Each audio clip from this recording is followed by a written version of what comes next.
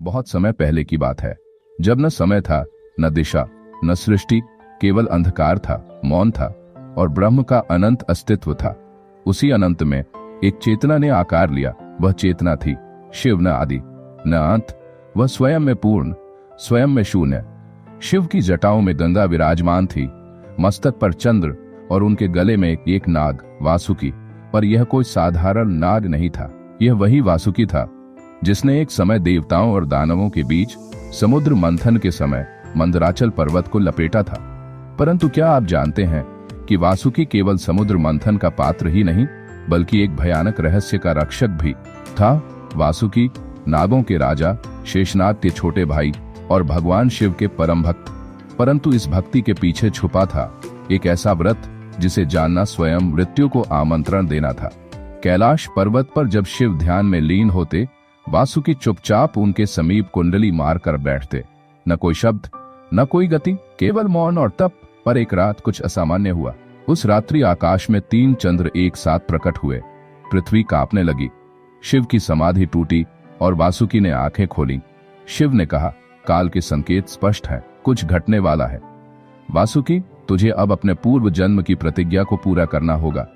वासुकी मौन रहा, पर उसके नेत्रों में कंपन था। शिव ने अपना त्रिशूल उठाया और गगन की ओर संकेत किया, और वहीं से प्रकट हुआ एक अग्निकुंड। अग्निकुंड से निकली एक काली लौ। वह लौ थी स्मृति की, जो किसी भी जीव को उसके सभी जन्मों की याद दिला देती थी। वासुकी उस लौ में झांका, और वही क्षण था जब अतीत का पर्दा उठा। वासुकी पहले जन्म में कोई नाग नहीं था, वह एक ब्राह्मण था, लुष्णात, एक तांत्रिक ब्राह्मण जिसने युगों तक महाकाल की उपासना की थी।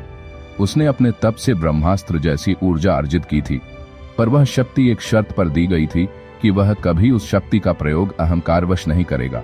पर वृषनाथ ने किया, और उसी दंड स्वरूप उसे शापित कर दिया गया कि वह अगले जन्मों तक नाग रूप में रहेगा। उसकी शक्ति छीन ली गई, पर स्मृति बची रही, हृदय के गहरे तल में दबी हुई। वासुकी के रूप में वह अब शिव का सेवक था, पर मन के एक कोने में अब भी वह पुरानी शक्ति, पुराना शौर्य और अधूरी प्रतिज्ञा जल रही थी। शिव ने उसे संकेत दिया, समय आ गया है कि तू उस प्रतिज्ञा को पूर्ण करे। इस बार न तप से, न युद्ध से, केवल भक्ति से, और यह कार्य आसान नहीं होगा। शिव ने वासुकी को भेजा मृत्युलोक के एक ऐसे वन में जो आज भी भूलवन कहलाता है। यह वन हिमालय के छोर पर स्थित था, जहां न सूर्य की किरण पहुंचती थी, न चंद्रमा की रोशनी। उस वन में एक गुफा थी जिसे मौन द्वार कहा जाता था। कहा जाता है कि वहां पहुंचने वाला व्यक्ति अपनी आवाज खो देता है और केवल अंतरात्मा से बात कर सकता है। वासुकी ने उस गुफा में प्रवेश किया। गुफा में अंधकार था और गूंजती थी अनगिनत नागों की फुफकारें। वह वहां बैठा और ध्यानस्थ हो गया। वर्षों बीत गए, पर उसी समय एक और आत्मा उस गुफा की ओर बढ़ रही थी। वह था एक युवा तांत्रिक, नाम था कमरासुर। कमरासुर ने वासुकी की कथा सुनी थी। वह जानता था कि वासुकी के पास अब भी वह शक्ति है जो किसी भी लोक का संतुलन बिगाड़ सकती है। उसने गुफा के बाहर आकर एक रात्रि यज्ञ आरंभ किया, रक्त का यज्ञ। उसने 7 काले बकरों की बलि दी, 3 शिवलिंगों को खून से नहलाया और फिर शिव का नाम लेकर वासुकी को पुकारा। वासुकी की समाधि टूटी, गुफा कांपी और नागों की एक सेना बाहर निकली। कमरासुर चिल्लाया, हे वासुकी, मैं तुझे तेरा पूर्व जन्म याद दिलाने आया हूँ। तू नाग नहीं, तू तपस्वी वृषनाथ है। जागो, अपने वास्तविक रूप को पहचानो। वासुकी की आंखें लाल हो उठी, पर तभी गुफा के भीतर से एक भयंकर ध्वनि आई, वासुकी, यदि तू आज उग्र हुआ तो तेरा वही अधोपतन फिर होगा। विचार कर। यह आवाज स्वयं शिव की थी। वासुकी कांपा। आगे बढ़कर उस पर एक तांत्रिक मंत्र फेंका, लेकिन वासुकी ने अपने फन से मंत्र को रोक लिया और फिर उसने कहा, मैं अब पशु नहीं, मैं शिव का सेवक हूँ। मेरी शक्ति मेरे भीतर है, पर वह नियंत्रण में है। मैं फिर अधर्म का उपकरण नहीं बनूंगा। कमरासुर हंसा, तो ठीक है, अब देख कि तुझसे क्या छीनता हूँ। उसने वासुकी पर एक गुप्त तंत्र प्रयोग किया, जिसे वासुकी बंद कहा जाता है। यह वह मंत्र था जो किसी भी नाग को उसकी चेतना से काट सकता था। वासुकी पीड़ा में चिल्लाया, लेकिन फिर उसी क्षण आकाश से तेज प्रकाश उतरा और स्वयं शिव प्रकट हुए। उन्होंने कहा, जो मेरे सेवक को छेड़े वह स्वयं काल को पुकारे।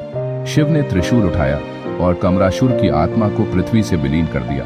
उस क्षण वासुकी ने शिव के चरणों में गिरकर कहा, प्रभु, मैं अब पूर्ण हूँ। मेरी प्रतिज्ञा पूर्ण हुई, मैंने शक्ति को संयमित किया। शिव मुस्कुराए, वासुकी तू केवल नाग नहीं, तू सच्चा साधक है। अब चलो कैलाश लौट चलें। वासुकी पुनः शिव के गले का आभूषण बना, परंतु अब वह केवल एक नाग नहीं था, वह एक जागृत चेतना था। कैलाश लौटने के पश्चात वासुकी पहले से अधिक शांत, अधिक गंभीर और अधिक गूढ़ हो चुका था। अब उसके नेत्रों में केवल भक्ति नहीं, बल्कि एक स्थिरता थी जो केवल वही जान सकता है जिसने समय से परे का ज्ञान प्राप्त किया हो। परंतु जैसे ही वह पुनः शिव के गले में स्थान ग्रहण करता है, ठीक उसी क्षण एक रहस्यमयी आकृति कैलाश की सीमा पर प्रकट होती है। वह कोई साधारण ऋषि नहीं था। उसके नेत्र रक्तवर्ण थे, मुख पर भस्म और जटा खुली हुई। वह था महातांत्रिक त्रिशंकु। त्रिशंकु जो कभी इक्ष्वाकु वंश का राजा था, परंतु अब एक तांत्रिक आत्मा बन चुका था। उसके मन में वासुकी को लेकर वर्षों पुरानी जलन थी। त्रिशंकु को एक समय स्वर्ग में अपने शरीर सहित प्रवेश की इच्छा थी। ऋषि विश्वामित्र ने उसका प्रयास किया, लेकिन देवताओं ने उसे ठुकरा दिया। त्रिशंकु आकाश में अटका रहा, न मृत्युलोक में न स्वर्गलोक में। उसी त्रिशंकु ने अब तांत्रिक शक्तियों से स्वयं को बदल लिया था। वह मृत्यु का दूत बन चुका था, ऐसा जो न अपने पूर्वजों को माने न देवताओं को। उसने कैलाश के द्वार पर आकर पुकारा, महादेव, मैं वासुकी को चाहता हूं, उसे मेरे हवाले करो। शिव ने शांति से कहा, त्रिशंकु, वासुकी अब केवल नाग नहीं, वह स्वयं में तप है, तुम उसे नहीं छू सकते। त्रिशंकु हंसा, तब मैं तुम्हारे नियमों को भंग करूंगा।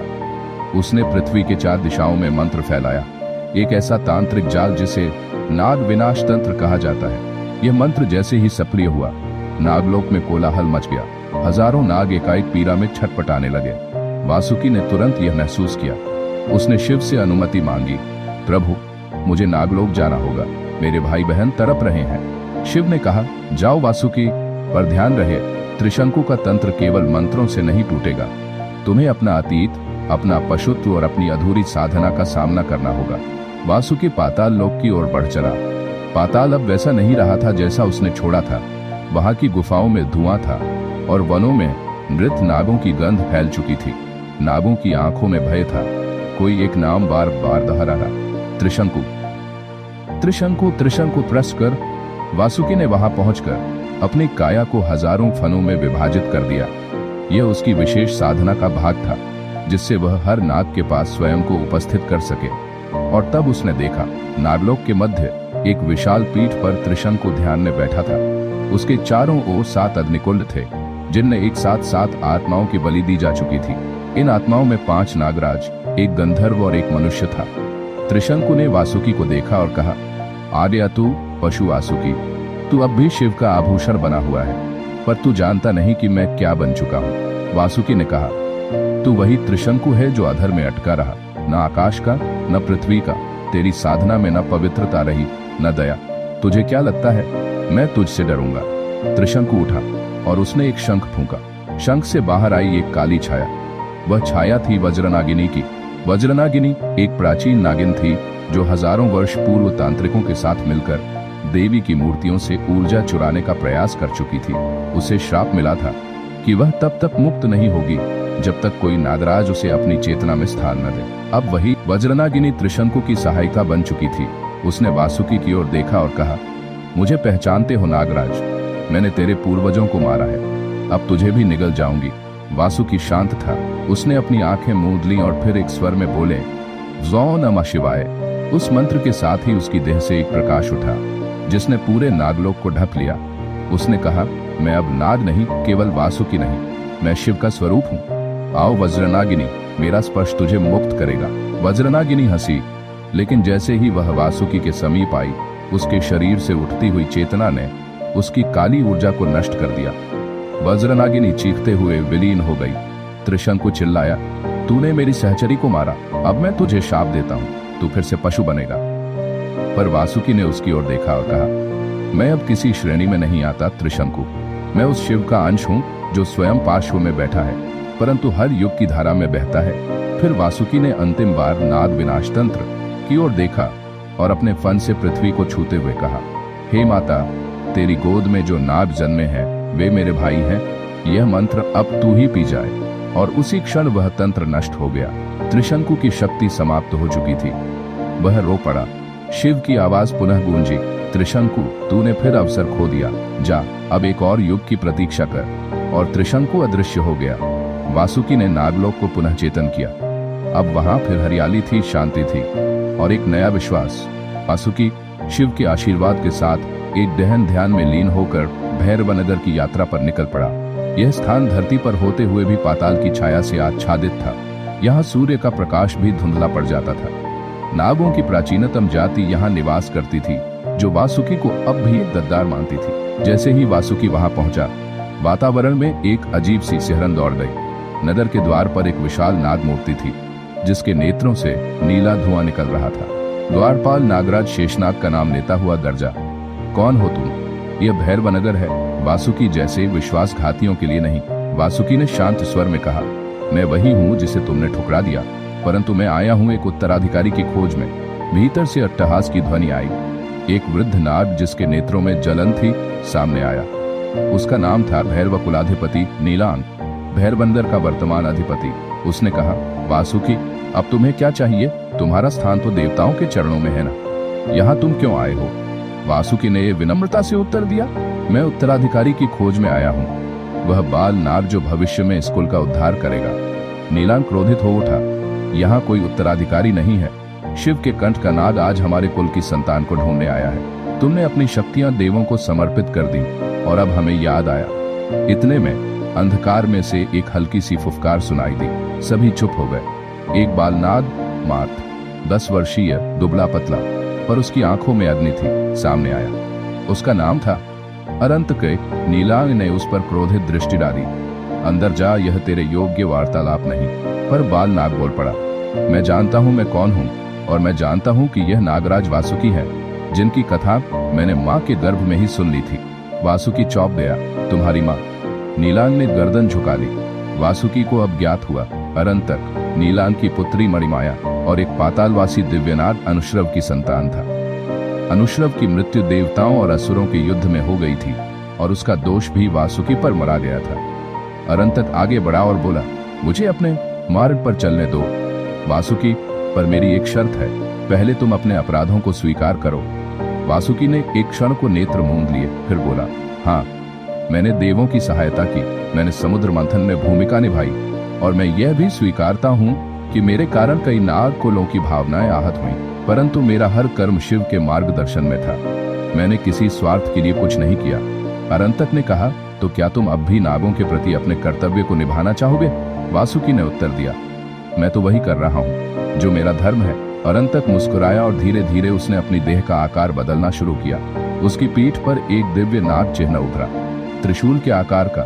नीलांग और अन्य नागों की आंखें फटी रह गईं। यह वही चिन्ह था जो भविष्यवाणी में वर्णित था, शिव का वंशधर नाग। नीलांग कांपते स्वर में बोला, यह तो वही है।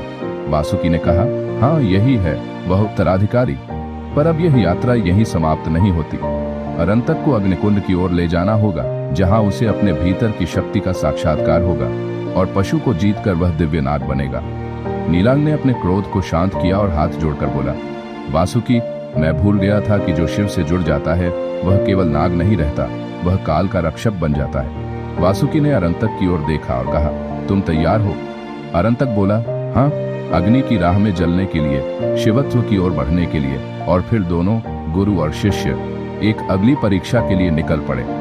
अगला पड़ाव, अग्निकुंड का रहस्य।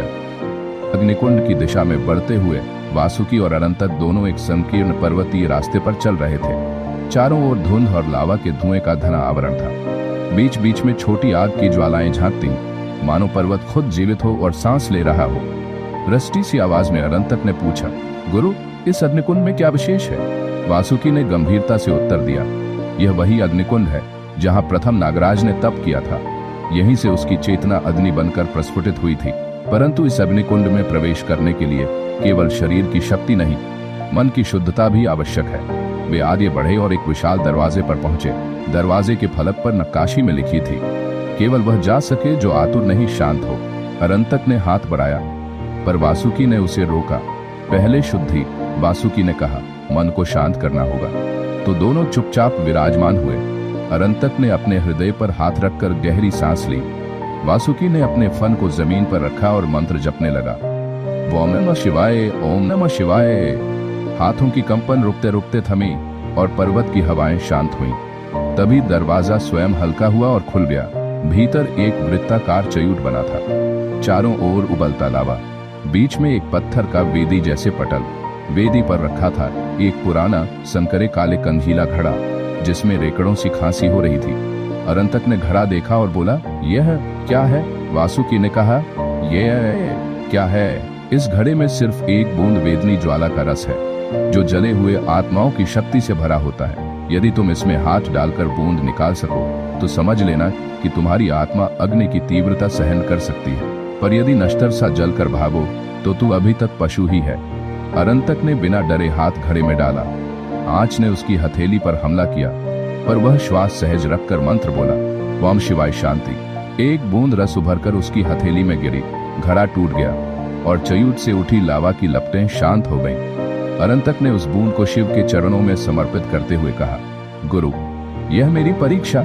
वासुकी ने उस बूंद को स्पर्श कर देखा, फिर मुस्कुरा कर बोला, अग्नि ने तुझे नहीं जलाया, क्योंकि तेरा हृदय अग्नि से भी अधिक शुद्ध है। अब तू दिव्य नाग बन चुका है, पर अपनी शक्ति तभी पूर्ण होगी जब तू स्वयं अपने भीतर के पशु को पहचान कर उसे प्रेम से आलोकित करेगा। अरंतक ने समझा और वासुकी के पास झुककर बोला, गुरु, आपकी शिक्षा ने मुझे गहरे जख्मों से उबार दिया। अब मैं तैयार हूं अगली भूमिका के लिए। वासुकी ने कहा, अगली परीक्षा तुझे धरती के बीचों बीच ले जाएगी, जहां एक बार महामाया ने स्वयं को समर्पित किया था और जहां अनंत काल तक दुष्ट आत्माएं सम्मिलित हैं। और दोनों ने घनघोर पर्वत को पार करते हुए नया मार्ग अपनाया। पर्वत श्रृंखलाओं को पार करने के बाद वासुकी और अनंतक एक रहस्यमयी घाटी में पहुंचे, जिसे मायामरु कहा जाता था। यह वह भूमि थी जहां धरती और पाताल का संधिकाल था। यहाँ न दिन था न रात, केवल छाया थी। पेड़ों की शाखाएं जमीन से नहीं आकाश से लटकती थीं और हवा में बार बार कानों में कुछ फुसफुसाने की आवाजें आती, मानो कोई अदृश्य शक्ति निगरानी कर रही हो। अरंतक ने चौंक कर कहा, गुरु, ये आवाजें कैसी हैं? मुझे ऐसा लग रहा है जैसे कोई मेरे मस्तिष्क में घुसने की कोशिश कर रहा हो। वासुकी ने अपने त्रिनेत्र स्वरूप को जागृत किया और उत्तर दिया, यह स्थान ही ऐसा है। यह मायामरु महामाया के बलिदान की भूमि है। यहाँ हर युग की छाया जीवित रहती है और यहीं छिपा है वह शापित नाग, जिसे अब तक काल के पीछे छिपा रखा गया था। अरंतक ने पूछा, शापित नाग? वासुकी ने कहा, हाँ, एक ऐसा नाग जो कभी स्वर्ग से गिराया गया था, क्योंकि उसने शिव की आज्ञा के विरुद्ध जाकर अमरता को अपने स्वार्थ में प्रयोग करना चाहा था। वह पशु बन चुका है, इतना अधिक कि उसकी चेतना विकृत हो गई है, और यही पशु अब तुम्हारी अगली परीक्षा है। जैसे ही वासुकी ने यह कहा, जमीन कांपने लगी। घाटी के बीचों बीच एक गहरी दरार फटी और उसमें से निकली एक फुफकार इतनी तीव्र कि हवा रुक गई। दरार से एक विशाल नाग निकला। उसका शरीर राख के रंग का था, नेत्र अग्नि के समान लाल और फन पर शापित चिन्ह है। त्रिशूल उल्टा उकेरा गया था। वासुकी ने कहा, यह है अशेष, वह नाग जो स्वयं को शिव से भी बड़ा मानने लगा था। इसे पराजित करना नहीं, इसे पहचानना है, क्योंकि यह तुम्हारे ही भीतर का भय है। यदि तुम इसे बाहरी शत्रु समझोगे तो यह तुम्हें निगल जाएगा, पर यदि तुम इसे स्वीकार करोगे तो यह शक्ति बन जाएगा। अरंतक ने साहस बटोरा और अकेला उस नाग की ओर बढ़ा। जैसे ही वह निकट गया, अशेष ने गरजते हुए उसकी ओर दौड़ लगाई। उसकी चाल बिजली से भी तेज थी, पर अरंतक रुका नहीं। वह भागा नहीं, उसने आंखें बंद की और मन ही मन बोला, यदि तू मेरे ही भीतर है तो मैं तुझे नकार नहीं सकता। आ और एक हो जा मुझसे। अशेष एक झपट्टे में आकर अरंतक को लपेट में ले चुका था, पर अगले ही क्षण एक चमत्कार हुआ। अशेष की देह धीमे धीमे प्रकाश में बदलने लगी। राख का रंग स्वर्ण में बदल रहा था। उसके नेत्र शांत हो रहे थे और उसके चारों ओर एक नीली लपट सी फैल रही। वासुकी मंत्र मुग्ध हो गया। अरंतक के चारों ओर अब दो आभाएं थीं, एक शिव की और दूसरी उस पशु की जिसे उसने अपने भीतर पहचान कर समाहित किया था। वासुकी ने धीमे से कहा, यह तो शिव का दूसरा रूप बन गया, पशु और दिव्यता का मिलन, यही है शिवत्व। अरंतक ने कहा, मैं नहीं लड़ा गुरु, मैंने बस उसे अपना ही हिस्सा समझा और गले लगा लिया। वासुकी ने आगे बढ़कर उसका कंधा थामा। अब तो तैयार है, अब केवल एक आखिरी राह बची है, जहां तुझे नागमणि के रहस्य को समझना होगा और नागलोक का उत्तराधिकारी बनना होगा। परंतु वहां तेरी प्रतीक्षा कर रहा है कोई, जो तुझसे भी पुराना है और जो तुझे इस पद पर बैठने नहीं देगा। अरंतक ने पूछा, कौन? वासुकी ने उत्तर दिया, नागों का आदि वैरी, नागपाश। मायामरु की घाटी अब पीछे छूट चुकी थी। वासुकी और अरंतक अब उस स्थान की ओर बढ़ रहे थे जहां नागमणि की शक्ति को सुरक्षित रखा गया था। नाग संसार के मूल स्रोत, जिसे नागनाभि कहा जाता था, यह वह जगह थी जहां शिव ने स्वयं अपने हाथों से पहली नागमणि की स्थापना की थी। मार्ग कठिन था। रास्ते में असंख्य मंत्रबद्ध द्वार, जाल और पुरानी चेतनाओं के संकेत बिखरे हुए थे। कई स्थानों पर पत्थरों पर चेतावनी लिखी थी, यहाँ प्रवेश उसी को जो अपने प्राण से भी अधिक सत्य से प्रेम करे। अरंतक ने पूछा, गुरु, क्या नागमणि कोई रत्न है? वासुकी ने कहा, नहीं पुत्र, नागमणि एक चेतना है, एक जीवित ऊर्जा जो केवल योग्यतम को स्वीकार करती है। यह वह शक्ति है जो शिव ने नागवंश की रक्षा के लिए छोड़ी थी और उसी के लिए युगों से नागपाश इंतजार कर रहा है। वह उसे पाना चाहता है ताकि समस्त नागों को अपने अधीन कर सके। अरंतक ने कहा, कौन है नागपाश? वासुकी रुका, फिर गहराई से बोला, नागपाश मेरा ही भ्राता था, पर उसने सत्य का मार्ग छोड़ दिया। उसे सत्ता चाहिए थी, शिवत्व नहीं। वह समझता था कि यदि नागमणि उसके अधीन हो जाए तो वह शिव के आदेशों को भी टाल सकता है। शिव ने उसे श्रापित किया, नागों से बहिष्कृत किया गया, पर वह मरा नहीं। वह अंधेरे में जीता रहा और अब वह लौट रहा है। जैसे ही वासुकी ने यह कहा, चारों ओर हवा थम गई। धरती एक बार फिर कांपी और आकाश में एक काली दरार उभरने लगी, जैसे स्वयं ब्रह्मांड चटकने लगा हो। अचानक उस दरार से एक विशाल आकृति प्रकट हुई, नाग के आकार में, पर मानवीय रूप सा विकृत, आंखें गहरी नील और चेहरा राख के धब्बों से ढका। वह हवा में तैरता हुआ वासुकी और अरंतक के सामने उतरा। वह बोला, तो ये है नया वारिस, यही है शिव का चुना हुआ। हाँ, ये तो अभी श्वास लेना सीख रहा है और नागमणि की बात करता है। वासुकी ने गंभीर स्वर में उत्तर दिया, नागपाश, तुझे मणि नहीं मिलेगी। शिव ने कहा था, जब तक भीतर का पशु न बुझे तब तक शक्ति नहीं मिलती। नागपाश हंसा, मैं शिव के वचनों से नहीं डरता। वासुकी, मैं जानता हूँ ये बालक अभी तैयार नहीं है, पर मैं उसे एक अवसर दूंगा। यदि यह 3 प्रश्नों के उत्तर दे दे तो मैं स्वयं चला जाऊंगा। अरंतक ने साहस से कहा, पूछो नागपाश, मैं सत्य के पथ पर खड़ा हूँ। नागपाश ने पहला प्रश्न पूछा, वह क्या है जो जन्म लेता है पर मरता नहीं? अरंतक ने बिना रुके उत्तर दिया, चेतना। नागपाश मुस्कुराया, दूसरा प्रश्न पूछा, वह कौन है जो हर युग में जन्म लेता है पर कभी बूढ़ा नहीं होता? अरंतक ने कहा, सत्य। नागपाश थोड़ा रुका, तीसरा और अंतिम प्रश्न पूछा, वह क्या है जिसे जानकर भी प्राणी अनजान बना रहता है? अरंतक ने आंखें बंद की और फिर उत्तर दिया, स्वयं का स्वरूप। तीनों उत्तर सुनते ही नागपाश के चेहरे पर क्षण भर को शांति उभरी। फिर वह क्रोधित होकर बोला, तू योग्य हो सकता है, पर मैं तुझे जाने नहीं दूंगा। नागमणि मेरी होगी। इतना कहकर नागपाश आकाश में गायब हो गया और चारों ओर एक भय फैल गया। पत्थर पिघलने लगे और आकाश में आग की लकीरें खींचने लगी। वासुकी बोला, वह अब पूरी शक्ति से लौटेगा और अब तुझे नागमणि तक पहुंचना ही होगा अरंतक, क्योंकि यदि तूने देर की तो नागपाश समस्त नागलोक को विनाश में धकेल देगा। वासुकी और अरंतक अब नागनाभि की ओर बढ़ रहे थे। उस जगह को सुरक्षित रखने के लिए शिव ने शक्तिशाली तांत्रिक और राक्षसी रक्षकों को नियुक्त किया था। ये प्राणी न केवल शारीरिक रूप से प्रबल थे, बल्कि उनके पास ऐसी शक्तियां थीं जो मानवीय समझ से परे थीं। रास्ते में वे एक गहरे जंगल से गुजरे, जहां हर पेड़ के पीछे एक छाया जैसे निगरानी कर रही थी। अचानक एक तेज हवा का झोंका आया और वासुकी ने कहा, सावधान रहो अरंतक, यहाँ के रक्षक हमारी परीक्षा लेंगे। जैसे ही वे आगे बढ़े, एक गुफा सामने आई। गुफा के द्वार पर प्राचीन देवताओं के चित्र बने हुए थे, जो धीमे धीमे चमक रहे थे। वासुकी ने मंत्र उच्चारित किया और गुफा के द्वार खुल गए। भीतर घुसते ही उन्हें एक भयानक रूप में तांत्रिक देवता दिखाई दिए।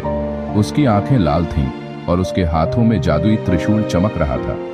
उसने कहा, यहाँ से आगे केवल वही जा सकता है जो अपने मन, शरीर और आत्मा को पूरी तरह नियंत्रित कर सके। अरंतक ने दृढ़ता से कहा, हम यहाँ सत्य की खोज में आए हैं, हमें आगे बढ़ने दो। तांत्रिक ने हंसते हुए कहा, तो प्रथम परीक्षा तैयार हो जाओ।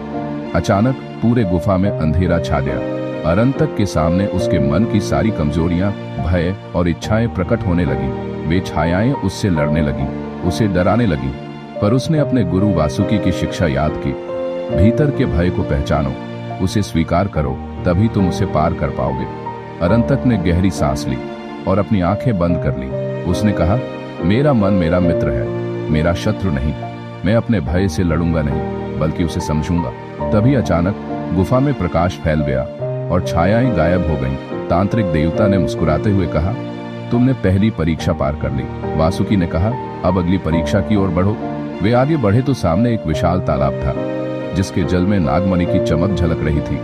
पर तालाब के चारों ओर गहरी खाई थी और नागमणि तक पहुंचने के लिए केवल एक पतला पुल था। अरंतक ने सोचा, यह अंतिम परीक्षा है धैर्य और विश्वास की। जैसे ही उसने कदम रखा, पुल हिलने लगा। अचानक एक शक्तिशाली हवा ने उसे गिराने की कोशिश की। अरंतक ने अपने गुरु की दी हुई शक्ति से अपने मन को स्थिर किया और धीरे धीरे पुल पार किया। तालाब के किनारे पहुंचकर उसने नागमणि को देखा। वह न केवल एक रत्न थी, बल्कि उसमें जीवन की ऊर्जा समाहित थी, जो प्रकाश और अंधकार दोनों को संतुलित करती थी। जैसे ही अरंतक ने नागमणि को हाथ लगाया, उसे भीतर से एक गहरा संदेश मिला। सच्चा नाग वही है जो अपने अंदर के पशु को वश में करे और दिव्यता को जागृत करे। तभी तालाब के जल में एक सर्पाकार प्रकाश प्रकट हुआ, नागपाश की वापसी का संकेत। वासुकी ने कहा, अब लड़ाई की अंतिम घड़ी आई है, क्या तुम तैयार हो? अरंतक। अगले पल तालाब की जलराशि में एक सर्प की आकृति उभरी। उसकी आंखें आग की तरह जल रही थीं। वह नागपाश था। उसकी शक्ति पहले से भी अधिक बढ़ चुकी थी। वह दरसता हुआ बोला, अंततः नागमणि मेरे हाथों में होगी अरंतक, तुम्हें हार माननी होगी।